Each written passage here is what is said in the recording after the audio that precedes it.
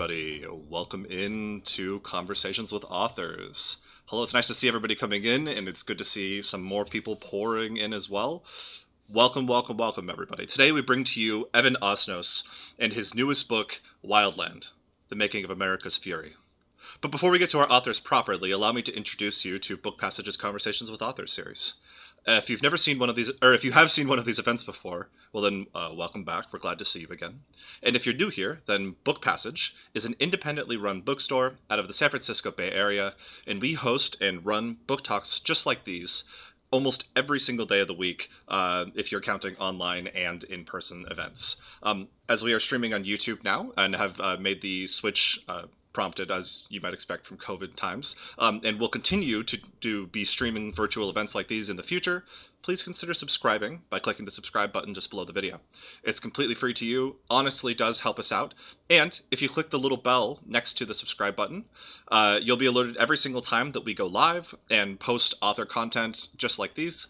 You don't have to, follow us anywhere else on the internet. As long as you have that bell going, you'll be alerted every time we go live for an interview. If you would like to follow us elsewhere on the internet and like the idea of a newsletter more, you can find that at bookpassage.com. And if you'd like to buy tonight's book, which again is called Wildland, or anything else that happens to be mentioned here tonight, you can also find that at bookpassage.com or through the link in the description below that says buy the book. Lastly, if you have any questions for tonight's speakers, please take the time to write them in the YouTube chat. It's the only way to get questions to the speakers tonight. I will make sure that they get to them, that they get over to everybody there. We don't always have time to answer everything, but we do absolutely appreciate you asking them. Now, allow me to introduce our speakers tonight. Evan Osnos is a staff writer for The New Yorker, a CNN contributor, and senior fellow at the Brookings Institution.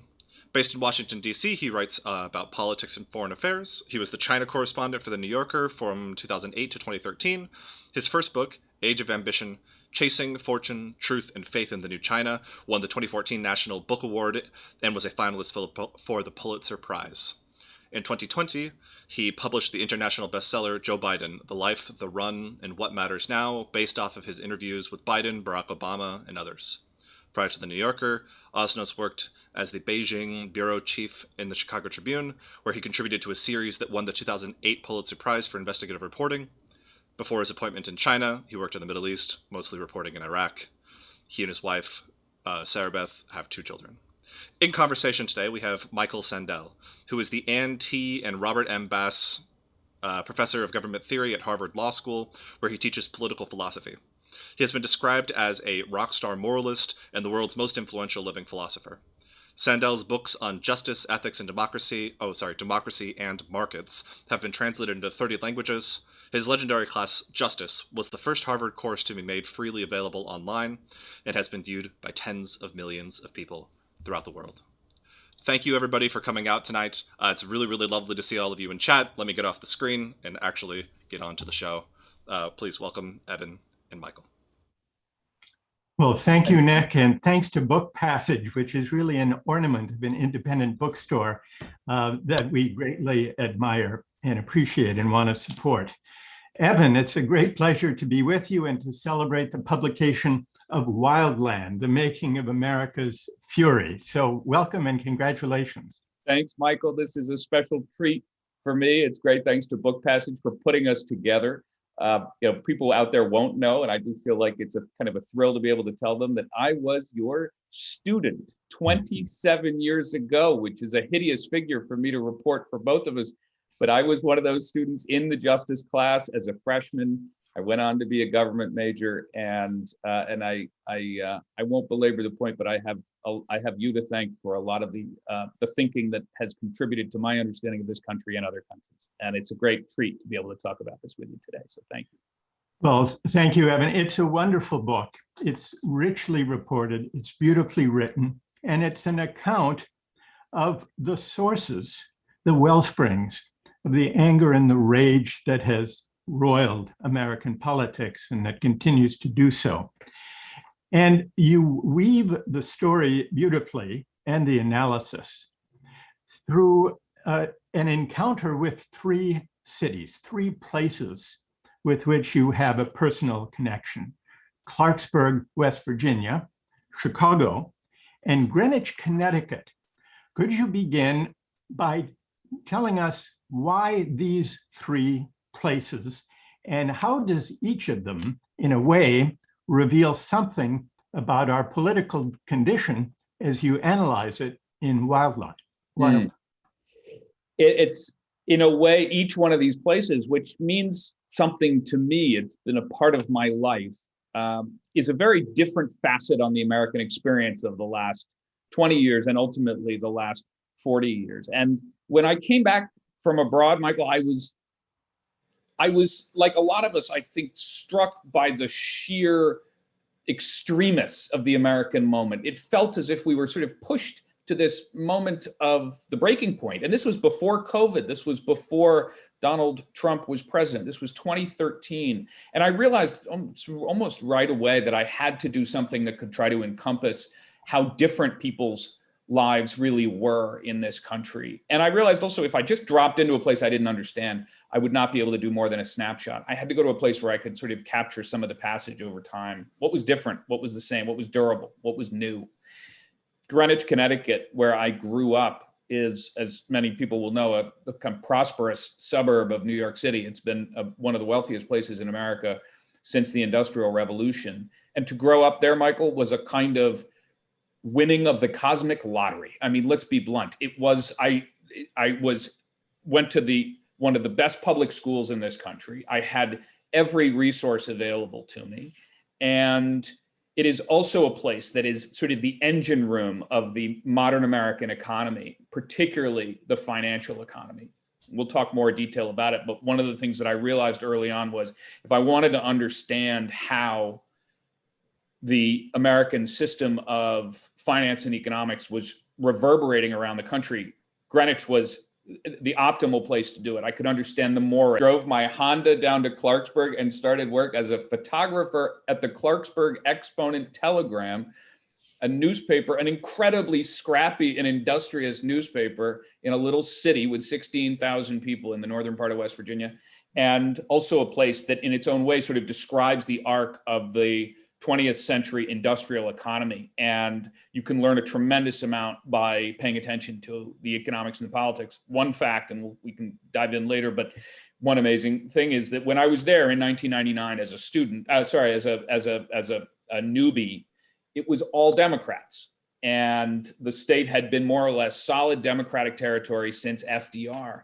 Today, when you go to Clarksburg, it is statistically and functionally and culturally all Republicans in effect. And then the third place is Chicago, which is my family sort of ancestral village. I worked at the Chicago Tribune for 9 years.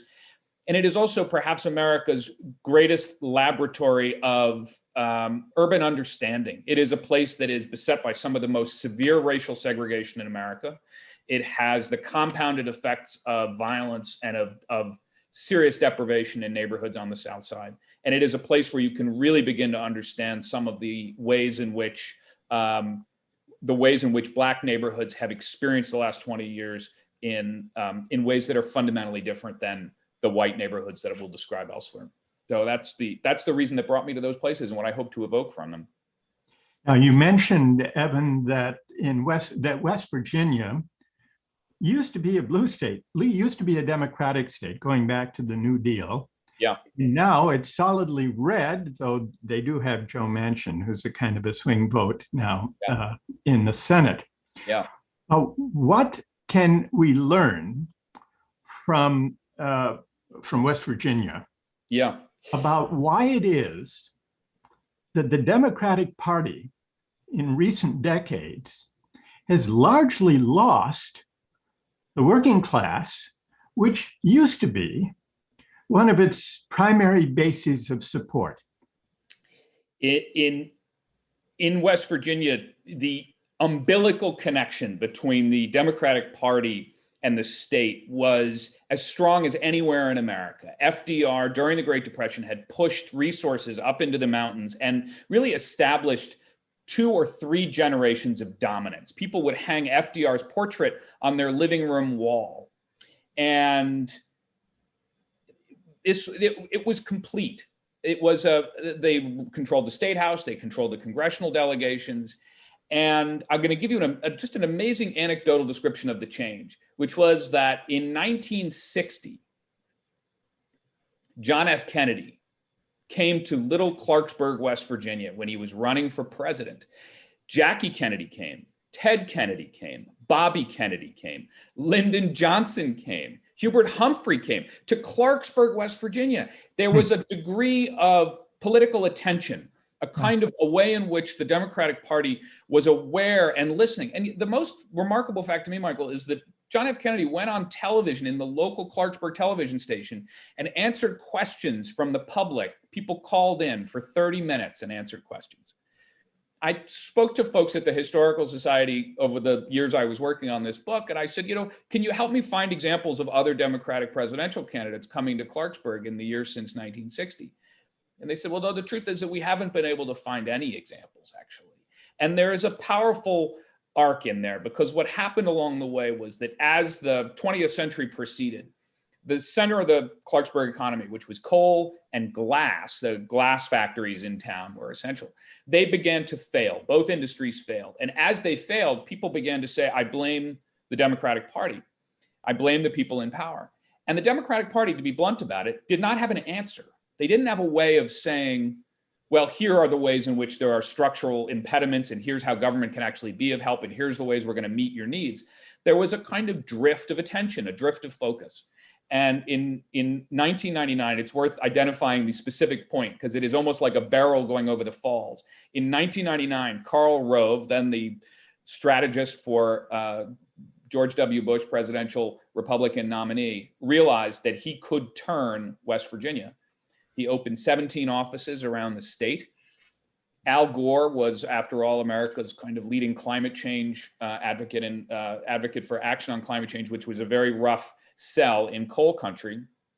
Rove was able to pick the lock. West Virginia was won by George W. Bush, the first time that a Republican had won the presidential race there since the Great Depression. And it's worth remembering, if Al Gore had won West Virginia in 2000, Michael, then he would have won the presidency. All of this business in Florida wouldn't have mattered.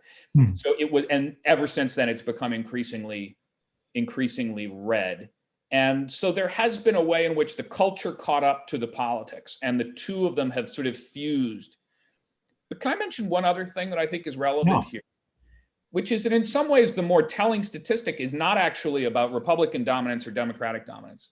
It's about political engagement at all, about the feeling that people have about the ability for politics to meet their needs. In 1970 or late 60s, early 70s, West Virginia had one of the highest levels of political turnout in elections in the country, 75%, more than 12 points above the national average. Fast forward to today, and after I moved back to the US, I checked the numbers in West Virginia, and the turnout that it had in the most recent election was 46%, one of the lowest levels in America. It had simply collapsed. People had essentially decided that the political system as currently arranged had nothing for me, and they were recusing themselves. That's really a striking statistic. Now, Democrats these days say we have to address climate change. We have to phase out coal and fossil fuels, but there will be loads of new jobs in the green economy. Yeah. Now, why has that argument not seemed to have moved or made a dent in coal country? I think it has to do with the sentiment and the style. The sentiment is that the way that message has been conveyed, it's an idea that makes perfect sense to us. It makes perfect sense on the page. We say to folks, well, why can't we simply transition you from the coal economy into, you'll be coders, and you'll be installing solar panels, and you'll be manufacturing all of the new features of the next century of technology. The way that actually feels to people in practice is that you are saying that you are chucking out an entire system of culture and hierarchy. I mean, these are, I think, as you and I, that the kind of markers of status. What it meant to be a coal miner is actually quite different in local terms than what we think of in national terms. In local terms, being a coal miner is a high status position in West Virginia. It tends to come with union stability. Oftentimes it puts you into a network of people. It gives you something that attaches you sort of mentally to your father and your grandfather and to your children. And when that economy goes away for legitimate reasons, for inevitable reasons, for reasons that we simply have to actually acknowledge in order to save the planet, it is also true that with it goes the elements of dignity. And dignity as an ingredient in our politics is perhaps the most underdescribed element that there is. Right. So, there was a prime moment of this. I mentioned the sort of sentiment, now the style, which is that Hillary Clinton in 2016 actually had a good answer to the question. When she was asked, what are we going to do to help people in Appalachia participate in the 21st century economy? She said, and this was a fateful mistake, she made a sort of glib beginning of the sentence and had an elegant end. The glib beginning was, she said, we're going to put a lot of people out of work. And the end of the sentence was, and we're going to get them to work in this new way, and we're going to reward them for the hard work they've put in. And of course, nobody heard the second half, partly because it was weaponized and sent out just the first half. But the number, to a person, if you go to people in West Virginia today and you ask them about Democratic, Republican politics, they will recite that moment for you because it satisfied everything that people had come to believe about how the Democratic Party does or does not think about dignity and about status. And I think that is one of the things I've come to believe, Michael, is that there are ways that you can actually convey some of these same ideas, but it matters greatly where you're coming from, who's doing the conveying, the position they come from. And one of the good prime examples of this, which I mentioned in the book, I talk about a movement of what is really progressive politics, but it doesn't use that language of progressive politics in West Virginia because they know the language is toxic. So they talk about very functional bread and butter issues. How do we make sure that your parents are going to get the health care they need? How do we make sure that, in fact, there is healthy water for you to drink so that your kids are not imperiled? And the vocabulary has to be adapted in a way, even if the policies are, in fact, themselves progressive. Right. I'd like to shift now to a Chicago story from the book. Yeah. When Barack Obama was seeking the Democratic Party's nomination for Congress, a race he lost, you interviewed him. Yes. You were with the Chicago Tribune, I believe. That's right. Yeah. And you interviewed him in a cafeteria. You tell the story in the book. Can you tell us about the impressions you had meeting this candidate for Congress in the primary? What did you make? What was he like? What did you make of him? It's worth explaining the reason I was assigned to this. I was a baby reporter at the Chicago Tribune, and the political editors at the Tribune took stock of this young Barack Obama law professor and middling state senator, as far as they were concerned. And they said, this guy who is running against Bobby Rush, who is an icon of the 1st Congressional District on the South Side, they said, this Obama figure is of such slender merit that we're going to assign this guy to go cover it. And I couldn't have reported my way out of a paper bag. If Frost Nixon is up here in the pantheon of political journalism, Osnos Obama is here. And I go off, and to his credit, he took the interview seriously. I show up with my tape recorder, and I will tell you, and this sounds like after the fact that I am sort of announcing some clairvoyant sense. That's not what happened. Anybody who encountered Barack Obama at that point in American politics was electrified by him because he was identifying something that is a deep American longing, actually, which is this longing to transcend these boundaries, which are in their own way sort of the more immediate temptation. And we find ourselves, I think, tacked between these two impulses to recede into the tribe or to find, what Lincoln called the mystic chords of memory and to actually want to be something larger. And Obama was beginning to feel out that language. So we're sitting in this cafeteria with the clattering of the plates and the silverware around us. And Obama is doing a generous job of treating me as a serious person. I'm scribbling things down, I'm taking notes. And I became quite sort of bewitched by what he was talking about. And I came back and I wrote up my small story, and he got trounced in that election. I mean, the way he describes it in his memoirs is that it was quite a humbling a very embarrassing experience, because he learned at that point that he had so much work to do in order to communicate. This gets to the style point we were talking about before. He had the ideas. He was an eloquent thinker, and he wasn't yet a gifted speaker. I remember one point going to one of his events, and the person next to me was listening to such earnest philosophical rumination that he drifted into a deep and very restorative sleep, from what I could tell. And so then Barack Obama then 5 years later becomes the person we came to recognize when he gave his speech at the Democratic National Committee.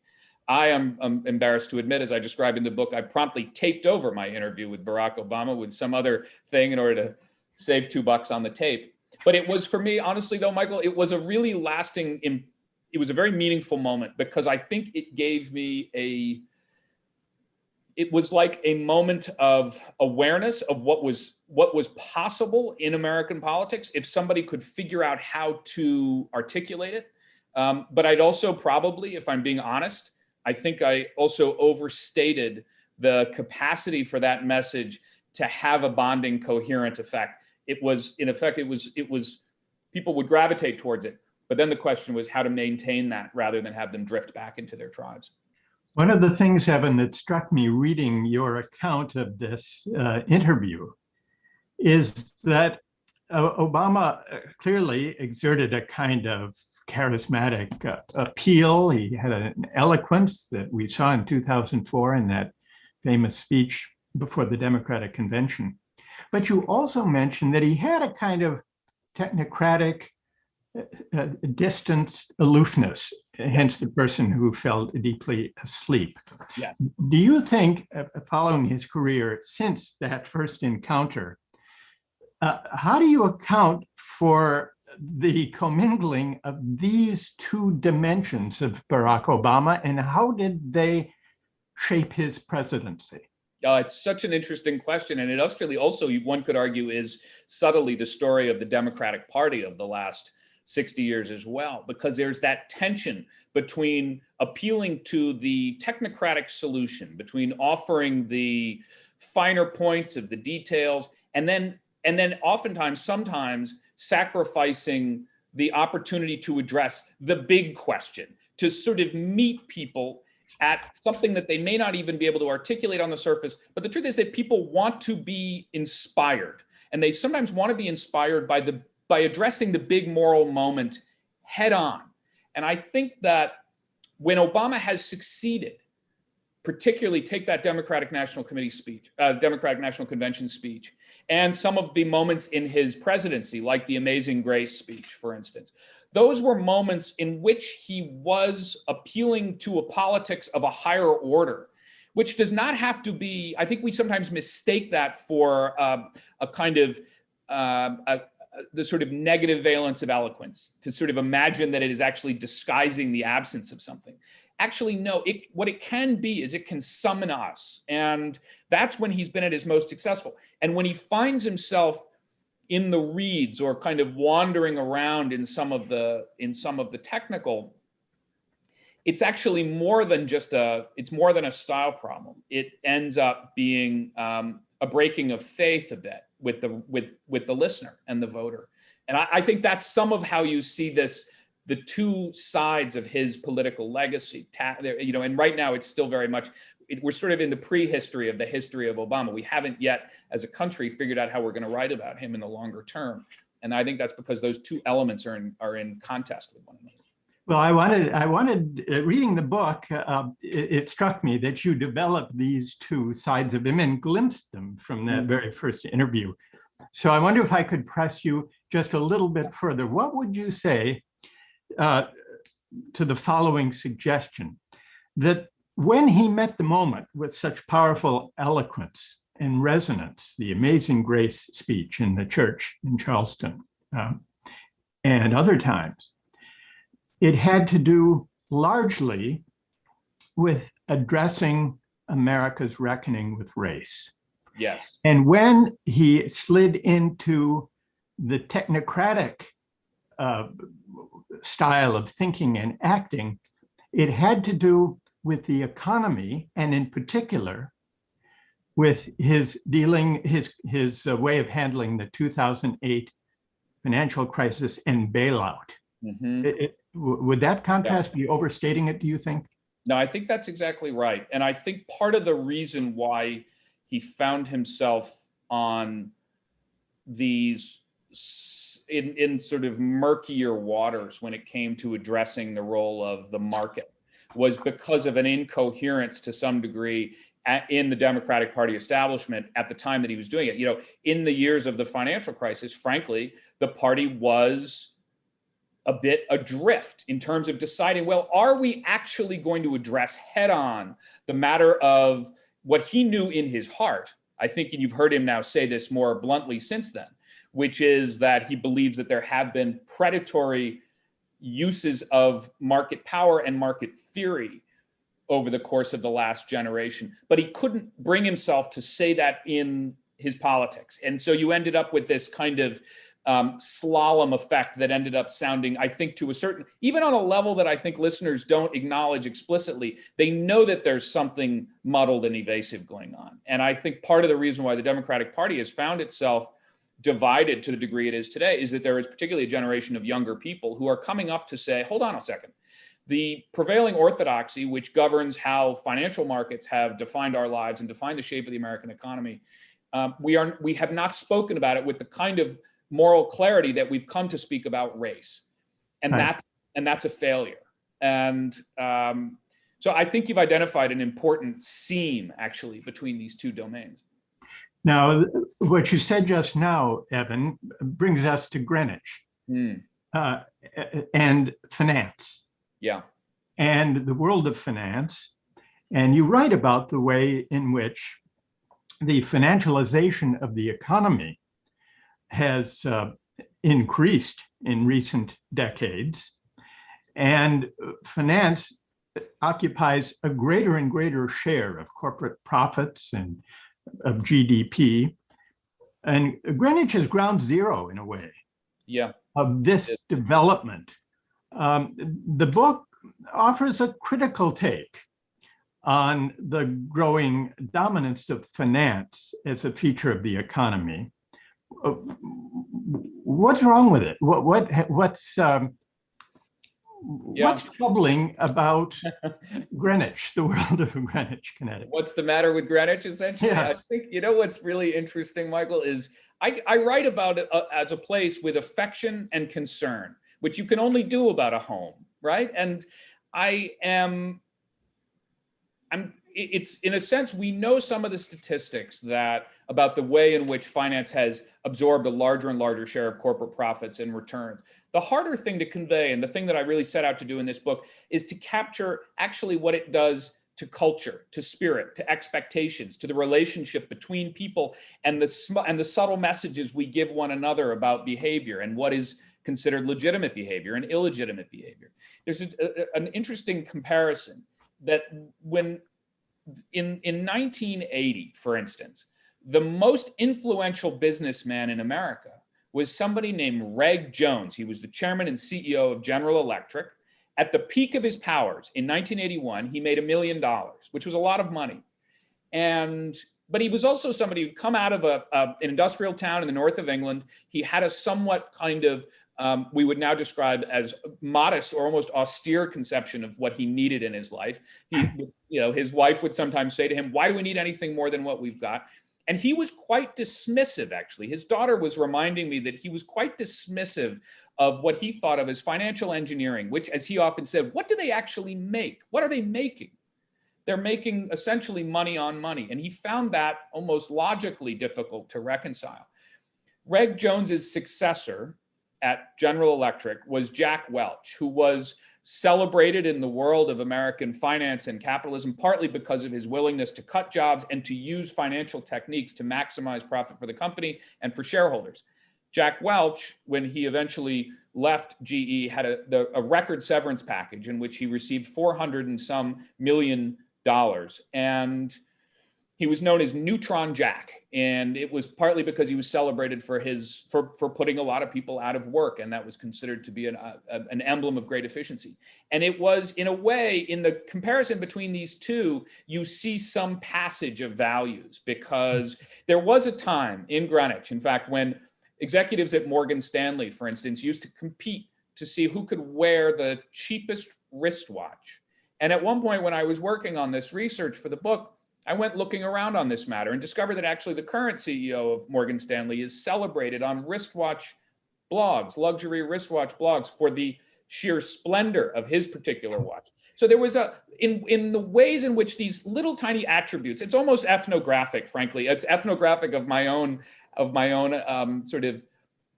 place. I wanted to understand how we had changed, because I think that the small cues that we send one another about what's acceptable and what's not acceptable ended up having a profound effect that ramified through the economy and ended up having impacts on our politics too. You mentioned General Electric and how it changed. As finance became dominant in the economy, it wasn't only that banks loomed larger, but traditional manufacturing companies like GE increasingly went into the business of finance, such that by the time I think Jack Welch was there, GE made more money with its financial division selling credit cards and financing the various things than it made selling refrigerators. That's right. Do you think that this shift has had political implications? Absolutely has. And some of it is sort of specific, and some of it is more generalized. The specific effect is that when you have a larger portion of the economy that is financialized, it is just literally a more efficient business that consolidates money into the hands of the few people who own it already, essentially employees and shareholders. And so it has a compounding effect that the people who are there already, it ensures that the winners keep winning. There is another sort of subtler effect, I think, which is that because of the nature of the business, it's something that is transacted in effect, on paper, on a spreadsheet. It's not something that is in a community across the country. There is no GE finance plant in Gary, Indiana. And it is not an anchor in the community. It's not giving to the food kitchen. It's not, the people are not showing up in the pews on Sunday and representing a culture and a place. So there is a degree to which things become increasingly inward looking. I remember once talking to a minister in Greenwich who said to me not too long ago, he said, I've never worked in a place in which there is such a monoculture. And that is actually not and he was talking about finance as a feature of his congregation. And it was not ever thus. And I think because when I was, if you go back 40 years or so, and then you go back further than that, 100 years ago, Greenwich had a more diverse profile of occupation. And I'm not going to overstate it. This was not a place in which it was, the stockyards were sitting next to the executive suites, but it was a place in which you had doctors and lawyers who were living next to teachers, who were living next to financiers, and you couldn't always tell who was whom. That has changed, and the curve goes vertical at a certain point. And the statistics bear this out, that in fact, we often talk about people left behind in this country, but in fact, what has really happened in technical terms is that one cohort has raced ahead. The 1% of the 1% has in fact accumulated a larger share of American wealth than at any point since statistics have been kept since the Gilded Age. So that is just a fundamental fact. And I think lastly, the one piece of this I would also add is that there, I think, is what you would have to call almost a kind of there's an emotional element to the idea of making things and the dignity of that labor and the notion that it is a trade which does not require a 4-year degree and that you can be noble in the action of those kinds of businesses. And when a larger share of the American economy was predominated by those kinds of forms of work, there were greater opportunities for people to participate and be rewarded for it and feel more or less like full citizens. And that has been imperiled. I want to invite those who are listening who may have questions to submit questions through the chat function. In the meantime, Evan, I want to ask about the fallout after the financial crisis, after the bailout. There was tremendous anger at the fact that the bailout, initiated first by the George W. Bush administration, but implemented by the Obama administration, essentially saved the banks, but not the homeowners. And we had a depression that cost working people and the middle class tremendously. Now, there were two rivers of reaction to Yes. the anger produced by the bailout. One was on the right, the Tea Party movement, which you write about. The other, on the left, which you also discuss, the Occupy movement. Why is it, do you think, that the Tea Party movement, the right-wing response to the anger at the bailout, was politically more lasting and potent than the left response, the Occupy movement? It's such a great question. I'm tempted to also say, I agree with the premise, though it also may be too soon to tell, because I think that the politics are a live matter. But to address the sort of at the core of this, the fact that it produced both of these two rivers of political thinking is a fascinating fact that needs to be sort of fully described, because part of what happened was that the financial crisis generated the Tea Party, and curiously enough, and one of the things I describe in the book, I return very often to the power of place. Just the geography is very important when we talk about this country. And the Tea Party's iconic opening shot was delivered by an otherwise insignificant figure, a guy named Rick Santelli, who was a television commentator working on the Chicago Mercantile Exchange. But in his own way, he gave this speech, kind of famous speech, in which he stood in a sea of traders. And he said, Barack Obama, he said, if you're listening, I want you to know that people like me and my friends, we don't want to bail out the losers who bet too big on their mortgages and can't pay for it.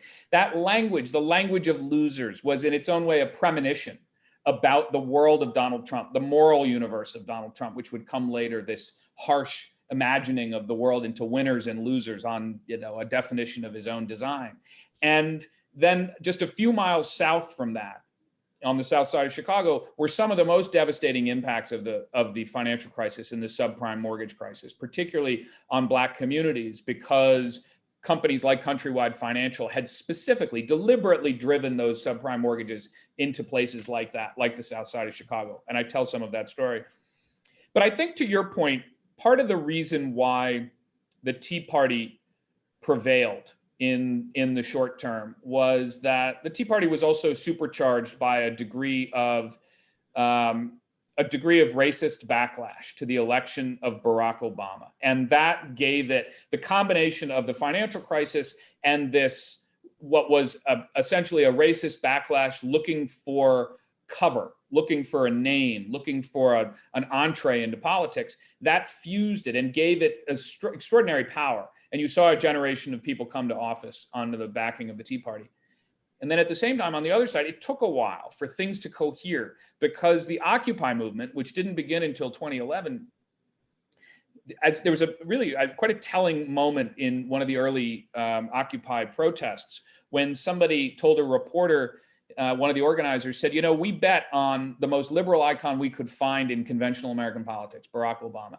And even he could not check the power of Wall Street. That was what they concluded. And this person's response was, they said, we're going to have to find alternative means.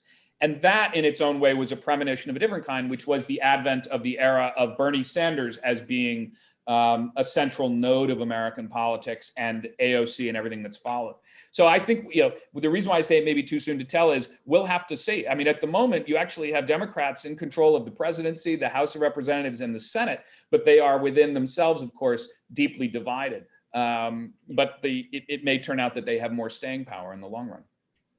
You quote in the book, Evan, a radio address in the summer of 2012 by Barack Obama.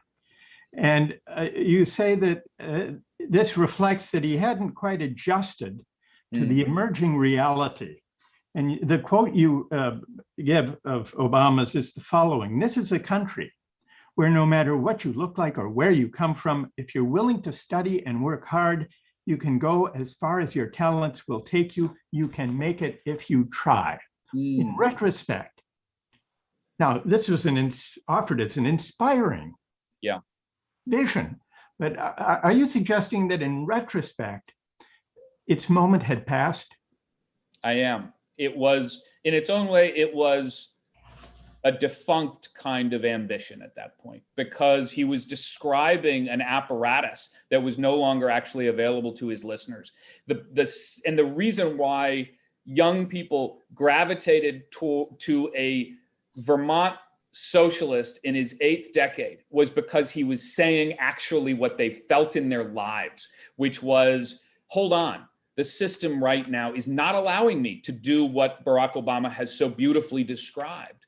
And, Michael, I relied on your book, The Tyranny of Merit, to help me conceptualize the way in which you have this electric charge growing between the language of the dominant Democratic Party figures and the reality of the Democratic Party base, and how people were actually experiencing the economy and opportunity. And the feeling that there was this, to use your phrase, there was a tyranny of merit. They felt as if that the expectations had outrun what was actually available to them institutionally and structurally. And it is a remarkable artifact of our politics of this time that Bernie Sanders, who had been on the edge of American politics all those years as a sort of kind of a gadfly, to be precise about it, had suddenly found himself meeting the moment in a way that that cannier, quote unquote, more sophisticated politicians, and I use those words advisedly sort of in quotes, that they had not figured out where people were. And I think part of the reason, honestly, is, and this runs through everything in this book, is the degree of seclusion that is possible at the highest ranks of American achievement. It is possible to be secluded in Greenwich. It's possible to be secluded at times at Harvard. It's possible to be secluded in the White House. It's possible certainly to be secluded in all of these other ways. And that seclusion ultimately is worrisome as a political fact, because it means that you find yourself suddenly mugged by reality. I'd like to put to you, Evan, some of the questions that have come in from listeners, which have a practical political bent. Wilbur wants to know what the Democrats in Congress should do now. Vicky asks whether young people in West Virginia who have never been coal miners are less Republican, maybe more open to the Democratic Party. And David points out that the bailout saved much of the auto industry, which historically was a source of the types of jobs you describe as having dignity. How can we keep those and create more? Yeah, thank you for those. Those are all such interesting and related in a way. Yeah. To the first question of what can Democrats do now? It's actually quite related to this question of whether there is an opportunity in a place like West Virginia. And West Virginia, in this context, could be a proxy for a number of other states that have what we could describe as sort of a strong cultural association with the Republican message, Second Amendment, small government, individual responsibility, things like that. One of the most fascinating things I had in the course of researching this book was spending time with this cohort of young people in West Virginia who were creating a campaign which they called West Virginia Can't Wait, by which they meant they were not just running as Democrats or Republicans. In fact, they had people all over the aisle, from both sides of the aisle. But what they were doing was running against what they called the good old boys system. And they were deliberately saying, look, we understand that you have reasons and your parents have reasons to be at odds with the Democratic Party. But we see you where you are now. We see the struggles that you're facing in your life, the idea that you're trying to have a dignified life, and you actually may want to stay in West Virginia. You don't want to go elsewhere. And they had remarkable success. They didn't win everything that they hoped to on the first go around. They'd run for governor and they didn't get it, but they did manage to put about a dozen people into office. And more importantly, perhaps, they already have gotten other people who want to join this banner. And the reason I mention that more broadly for the Democratic Party is that the insight that the West Virginia Can't Wait campaign had is that they recognized that in some ways, you can't reason people out of the tribalism, which dominates so much of our discourse now. You have to figure out a way to hack it, to essentially either go beyond it, find new language, give people a permission to be able to get outside of those existing labels. And that may be possible in other places besides West Virginia. And I think if we've learned anything over the last 5 years of politics, it's that strange things happen, that the Vermont socialist I mentioned can all of a sudden find himself reshaping the contours of Democratic priorities, or that a game show host and, let's be blunt, a malevolent misogynist can find himself president of the United States. The fact that those two things can happen is a sign that some of the assumptions we take as fixed, firm, static facts perhaps are not as rigid as they are. And I'm afraid the third question, on the question of the auto industry, I'm reminded as we think about it today of this powerful comment which the head of General Motors said in the sort of early years after World War II, in which he said famously, I think it was Charles Wilson, if I have it right, that what is good for General Motors is good for the United States, and vice versa.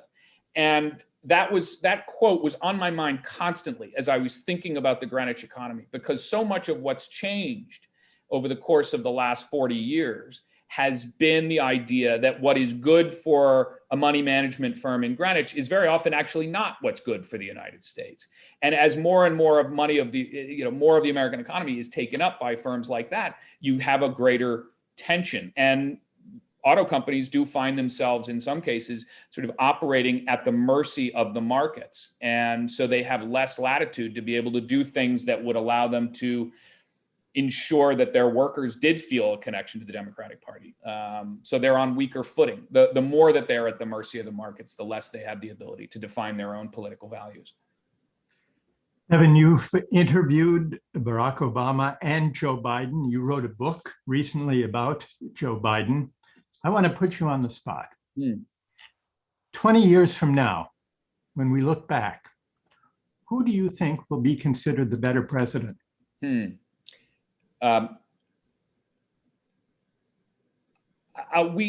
This is not intended to be a punt, but the reason we can't know yet is because so much of what Biden has set out to do is still in the phase of being tested. What I do know, and this is a big idea, is on Biden's part, is that he is a much more philosophically ambitious president than people assumed he would be. The idea that a guy who had been a kind of, backbencher for a long time in the Senate and had sort of gone along with the popular will and sort of done what Delaware wanted him to do, Delaware being this sort of a state with a bit of this and a bit of that he didn't have a distinct political character. And the truth was, he got to a point in his life, and I think it was partly for personal reasons, and also the fact that he arrived at this moment in history when because of the kind of writing that you've been doing over the last few years, clarifying the urgency of these kinds of issues around what the market can and cannot deliver to people and what makes a sustainable political society, somebody like Joe Biden has realized that he sort of ambled into a moment of tremendous opportunity and urgency. And by setting out to do things like deliver the largest expansion of social service benefits since the Great Society, these are not the moves of somebody who wants to be a minor footnote to history. And if he can do it, I will be, my honest answer, Michael, is that I will find it both sort of narratively satisfying, and obviously it would be good for the country. The reason I find it narratively satisfying is I think it's sometimes useful to remember that it may not actually be the most eloquent figure who brings us ultimately the kinds of practical solutions, that it is somebody who is willing to get into the humid interior of politics and kind of thrash it out. Biden, right now is in the midst of this complicated romantic tension with Joe Manchin, and the two of them are, and Biden is doing what he was hired to do. And he may end up disappointing a lot of people because he may come up short. But I think what is important about him is that he is willing to try. Right. That's a big deal. Listening carefully to your answer, Evan, I wouldn't describe it as a punt. But I'll leave it to the listeners to decide. As we're approaching the end of our time, I would like to invite you, Evan, if you're willing, to read a paragraph from page 15 of the book, toward the end of the prologue, which really frames the experience, your own experience, in coming to this book. You were for 8 years in China, covering China. Then you returned to the United States in 2013 And so for 8 years, you've been back in the United States and you've written Wildland, this account of your country informed by the experience you had in China. So I wonder if you could read the paragraph on page 15, second to the last paragraph, and then I have a question to ask you about it. Thank you. It goes as follows.